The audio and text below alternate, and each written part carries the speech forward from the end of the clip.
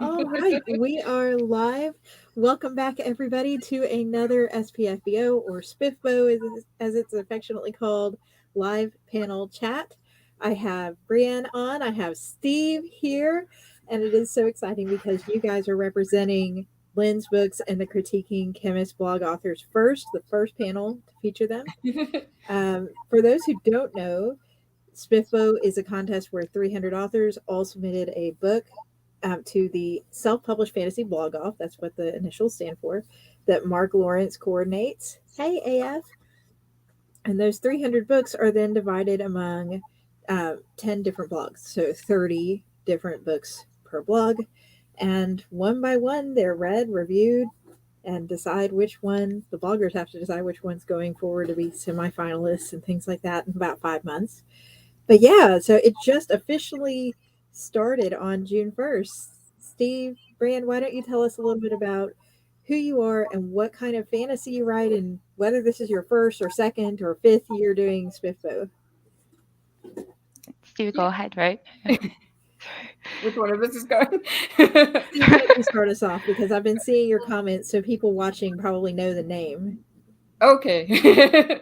Oh dear. Well, that's possibly not good if I'm really nefarious, but no, it's all good. All good. Yeah. So my name's Steve, as it says. I'll start off with the easy stuff.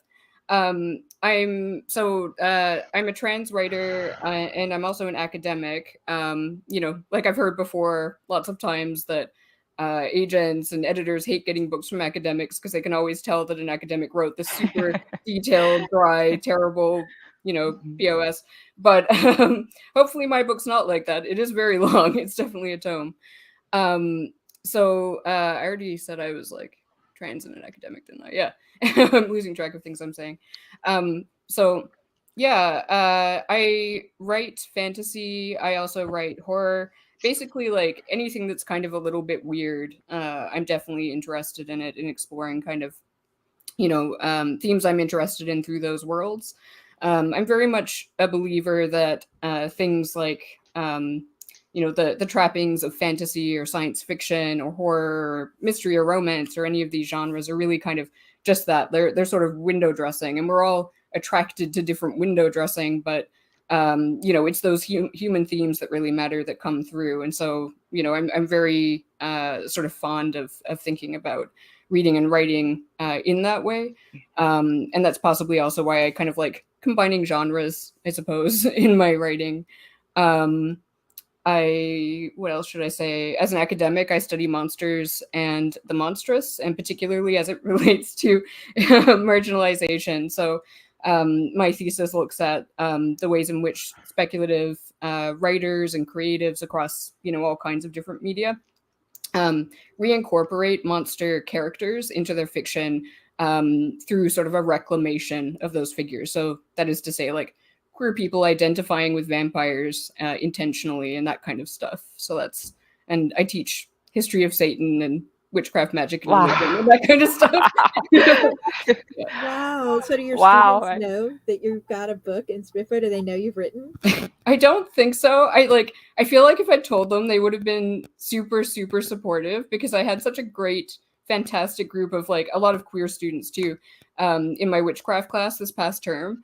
But I'm shy about like self-promoting that way. So I don't think so. Like, unless they've like stalked me online, but they're all like Gen Z, so that's very possible that they have, and they like totally are watching this right now, and I'll be really embarrassed. But that's awesome. And is this your first SPFBO? Oh yeah, sorry. Yes, it is. I've been lurking for a long time, but I kind of I guess had been chasing the dream a little bit of trad pub for a long time. So but what I had done is like my SPFBO book, which a lot of people have noticed probably, like I'd been serializing it for free online before I entered it in SPFBO, but the plan had always been to kind of like re-edit those serialized chapters and then to publish it as an ebook and a print book and get into SPFBO. Like SPFBO was always my like goal that I was working towards. So that's awesome. Yeah, I lurked a couple of years too before Andrew D. Meredith and K.E. Andrews talked me into putting a book in this year. So excited to have you on. and I love dark fantasy. So Yeah, yeah. Yeah. so Brian, why don't you tell us a Brienne, little bit about right. yourself? I'm Brienne. I'm adult dark fantasy. So I write with, things with content warning for lots of violence and bad words and dark fantasy slash horror. So it's my first time entering SPFBO. I've entered it with book one of my trilogy, and then I timed the release so I can enter it because I was going to write the entire trilogy and then release it, but I wanted to enter this year, so I timed it and went ahead with book one and two. So the third one is up in the works right now. It's my second series. Yay! It's So really exciting. it is. I don't have anything smart to say, but that was it. No, that's good. That's Okay. good. I think for people watching, a lot of us authors are introverts, and so doing Yeah. these panels was like a step of bravery. Right. I when I write, words come out so much better than when I speak. Like when I Yeah. try to speak, my mind just like doesn't have any filters, doesn't know what I'm saying. Lots of times as I speak it, I'm hearing going, what am I saying? Yeah, same. I go into a mental blank space. Like and I do that when I'm lecturing too. Like after I've lectured, it's like I don't know what I said. So Yes, yes. So SPFBO newbies, I guess, all around, right, Brian? First time, Right. First time. first First time time. entering. Yeah, first time. So how was the submission process for you guys? Because it closed so fast this year. Like last year, they had like 9 hours. This year, it closed in under 50 minutes. Were you waiting to submit, or was it sort of like a last minute rush? Right. I looked it up and I was waiting to submit and then I had to like put London time on my phone and then alarm and it went and it completely spazzed out because it was at night for me and then I was like doing something else and the alarm went off so I just had to rush and just get it done. oh. Yeah, But it was so fast, right? Like 40 something minutes it closed in. yeah, that was pretty intense. Um I was very lucky because I'm in Montreal, so like it was 8 a.m. here when I needed to submit. So I woke up and I was on like the video that was set up. Like I mean I wasn't on the video, but I was watching everyone else on the video, the like pre-submission party thing.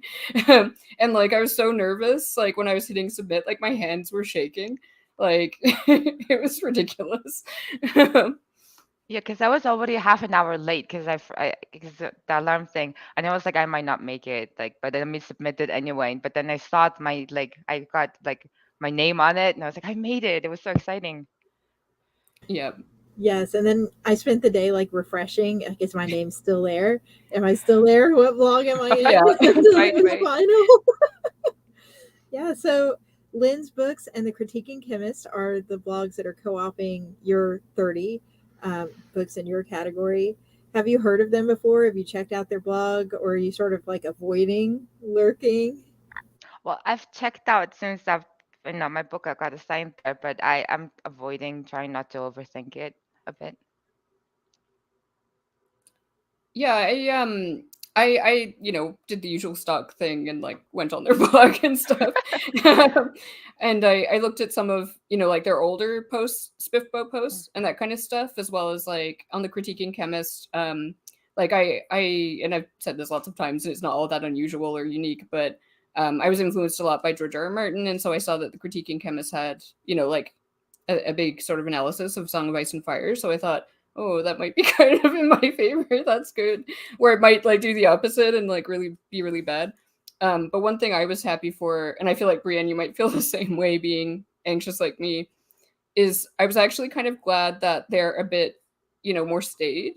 Right, They're right, not, like there's a lot of mystery when it comes to them, and they're not super present on the Twitter. So like I'm not sitting there constantly refreshing their Twitter or something weird, like, right. yeah. Yeah, I think I know that you saw this earlier, Steve, on a last panel was saying productive lurking. Like I'm Yes. writing and I'm editing and Productive I'm lurking. publishing, but I am still lurking. Yeah. Yeah, So this there's year, productive lurking and unproductive lurking. Yeah. I think I'm yeah. maybe doing the unproductive lurking, to be honest. I'm pretty sure I seem like really bizarre to everyone because like I've just been on Twitter so much, which is not usually what I'm like. But also just like term just ended, so I don't have a job currently. So that's why I'm just like, oh my god, another SPFBO thing, like person to interact with. But Yeah, I'm in the opposite boat because I'm an oh no. editor and it's busy season. So I'm like, I won't be looking at hardly anything till the end of June, beginning of July, and then I'll be like, all right, I got to catch up on all this stuff, all the things. So these panels have been great because I feel like I'm still sort of connected to the SPFCO community a little bit. Yeah. But for those who've been watching all the panels, they know what's coming. I've been asking one question about books, a different question every panel. We've talked about villains and heroes and pets and friends and all these little things. But today we're going to talk about food Oh on wow. your panel. Oh cool. Food. We are going to talk about either how big a role food plays in your book and your world and your story, or what is your main character's favorite food and does it play a role in their story? So Okay. I because my book is Slavic inspired, so the lot of the food that's mentioned, it's I'm trying to build the culturally appropriate thing into the world, but it doesn't really play a great role as far as the character or the plot goes. And there's lots of drinking, vodka drinking, but I don't suppose that's counted as food. So We'll count it. Lots of cultures have drinking culture as a big part of the community, and I feel like, hey, might as well. Of course, it could be right. because I love epic fantasy, and all I can think of when somebody says something like that is like the Gimli and Legolas drink off in Lord of the Rings. Right, and everybody's always in a nice. tavern, right? Or in Yeah, yeah. How about you, Steve?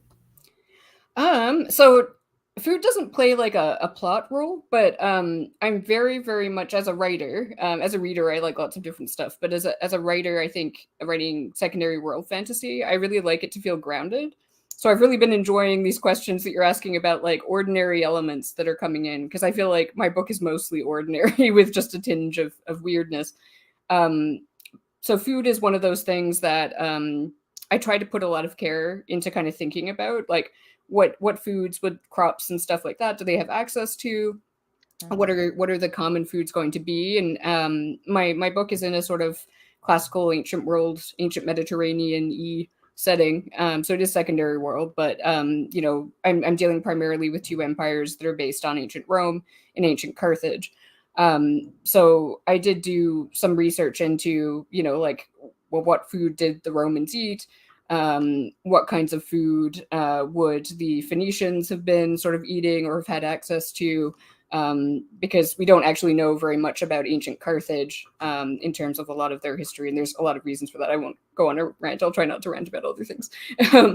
But one thing I did bring in was my love of Moroccan and Algerian and Tunisian food into the book. So there's some stuff obviously that or maybe not so obviously isn't in the book, just because they wouldn't necessarily have had access to those vegetables or particular foods and stuff like that. But you'll find things like herbs and spices that are mentioned that are still used today, and the same too for the Romanish setting as well. Um, yeah, my friend called me on one comment I made. I can't remember which herb it was that was growing in like the Rome analog like kitchen garden, and she was like, is this really something they had? And I looked it up and they didn't, and so I was very glad for that, because it was like the thing I hadn't like fact checked and like it was wrong. So The power of beta readers, right yeah, there. exactly, right. So yeah. Yeah, and I love that. You said you're an academic, but I actually think those little details are what keeps it from being dry. When you have a little, I don't know, some of my stories have very little focus on food and side stuff, but I feel like the ones that I really invest in time wise more are like, hey, Right. this is a culture that gathers around feasting and, right. all this stuff, or like Brian said, drinking and all of that. It's just a nice humanizing way to look at characters. Like, I Yeah. Right. understand this. And goes a long way. Yeah. So we have 5 months now to wait Wow. to find out. Now I know some of the vlogs and blogs are going to start announcing their cuts earlier than that, but some I've been Right. told will wait until the bitter last day and then announce. So what's going on in your writing world over the next 5 months? Writing, editing, publishing, events. What you got going on? Well, I was working on that. Well, I've finished the manuscript for book 3 of the trilogy because book 1 is what's entered in SPFBO.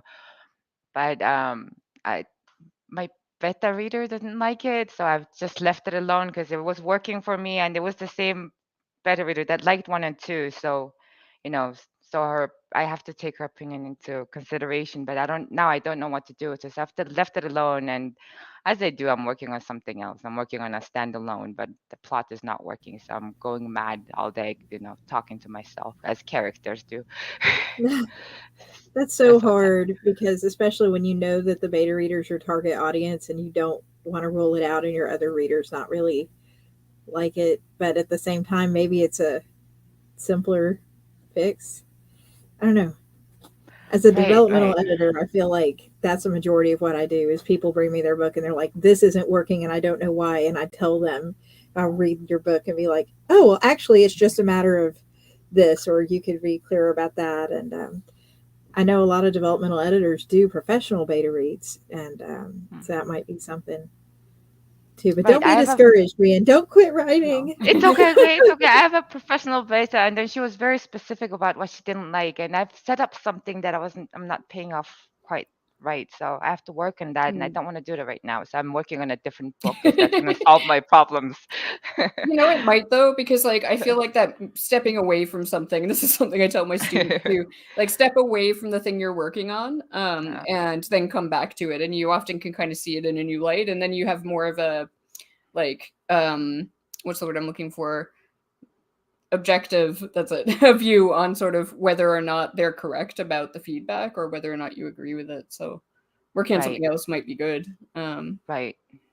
So Yeah, but that's great. I love how candid you are about that too, because I think Yeah. a lot of times readers want to know the process of bringing their books to life and why it takes so long to bring a new book to life. And it's like, because of this right here.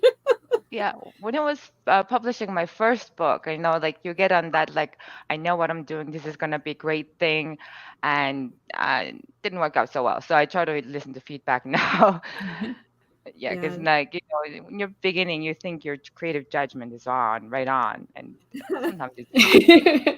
That's a mark of wisdom right there. That is so true. When I got my first developmental back for The Violet Twisted Fate, which is my book in SPFBO, this year, I didn't write again for a year because I Oh was an wow. editor and I was like, I know what I'm doing. And I knew she was right. When I read the edit, I knew she was right. And I was like, well, it's not meant to be. I'm always just going to be an editor. I'm never going to be a writer. Just hang it up. And Aw. my husband picked it up and read it. He was like, this is actually really good. And he doesn't read fiction. And he also doesn't give me compliments on my books very often in a good way. He's very constructive, but he's like, I'm not your target audience. But he really liked it. So I was like, because of him pushing me, I picked it back up and I got back on. But now I'm at the point where it's like the criticism doesn't bother me as much. Rip the scab off and keep going. What about you, Steve? What are you going to be working on the next 5 months? For me, it's a whole lot of question marks, I guess. So because I was serializing the first book, like my book is The Wings of Astaroth, and I was serializing that online.